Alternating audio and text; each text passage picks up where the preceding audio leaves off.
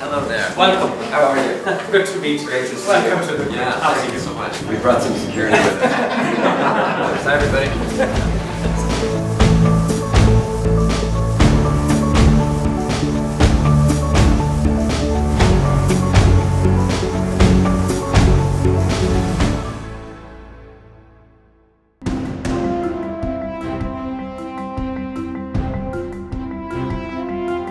I do want to talk about your friendship with President Obama.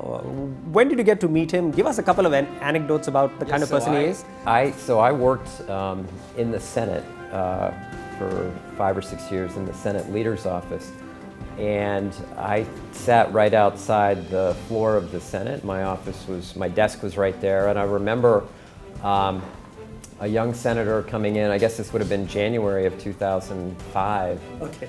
And he reaches his hand over my desk and says, I'm Barack Obama, nice to meet you. And of course we all knew who he was quite well. He gave an incredible speech at the convention. And so we got to work together, and I knew his staff quite well in the Senate. And it's just been a great privilege to work for him in this capacity as well.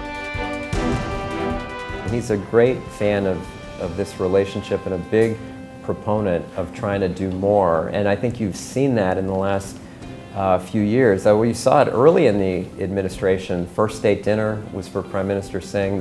One of the first visits he took internationally was to come to India.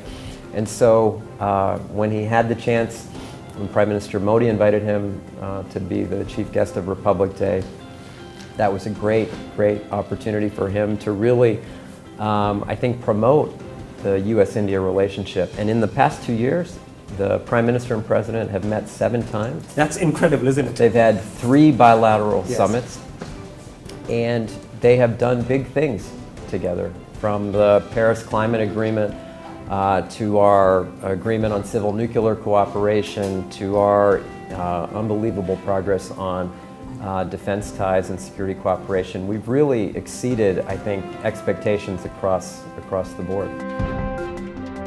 He's always asking, how are your kids doing? How's your wife doing? How's your family? Are they having a good experience there? When he was here in India, first thing he did was kind of come over and talk to the kids and engage with them. He is what you see. He's a very down-to-earth and great person to work for. What about Senator Hillary Clinton? Now she's the popular images of someone who's sort of somewhat cold and aloof and distant. Your interactions with her? Yeah, I had again a great working relationship with her. I served as Assistant Secretary of State when she was Secretary. That means we got to kind of do all those congressional hearings together and all the budget and other policy battles during that time. And someone who worked exceptionally hard and really dug down deep into the issue set. Just a wonderful boss and role model in so many ways. It was a great privilege for me to work for her. There's another person who's fighting the elections in the US, Mr. Donald Trump. I haven't noticed. Why do you think he's made the kind of impact that he has? Because he's a complete outsider. Is it because of the fact that he's an outsider?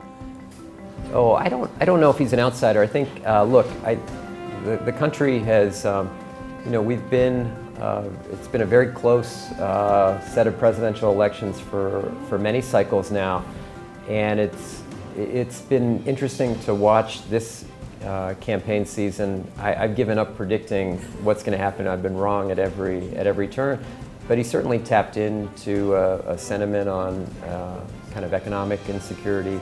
And we'll see. It'll be, again, one of the good things about this job is that you get to be nonpartisan, and so we're kind of observing, like everyone else in India here, about what's going to happen.